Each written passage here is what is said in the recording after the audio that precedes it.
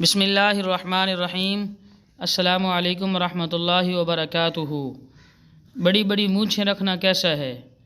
مزید اسلامی ویڈیو حاصل کرنے کے لیے ہمارے چینل کو سبسکرائب کریں اور اس کو پھر آگے مزید دوستوں تک شیئر کریں تاکہ جو حضرات اس کو پر عمل کریں گے اور اس کو اپنے عمل میں لے کے آئیں گے تو ان کے عمل کرنے کی وجہ سے جس طریقے سے ان کو ثواب ملے گا تو آپ حضرات کو بھی ثواب ملے گا۔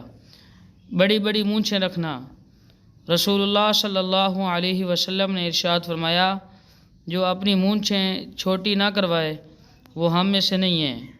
تو اللہ کے محبوب صلی اللہ علیہ وسلم کے اس فرمان کا مقصد مطلب یہ ہے کہ اس کا ہمارے ساتھ کوئی تعلق نہیں ہے۔ پیارے محبوب صلی اللہ علیہ وسلم نے ناراضگی کا اظہار فرمایا۔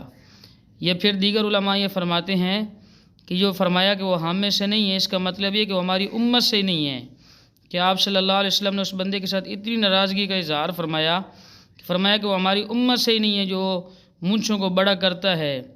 اب مونچھیں کتنی رکھنی چاہیے تو اس کے بارے میں حضرات علماء کرام فرماتے ہیں مونچھیں اتنی بڑھانا کہ وہ اوپر والے ہونٹ کی لکیر سے تجاوز کر جائیں اور کھانے پینے کی اشیاء میں لگیں، شرعاً درست نہیں ہے، اور ایسا کرنا گناہ اور پکڑ کا سبب ہے۔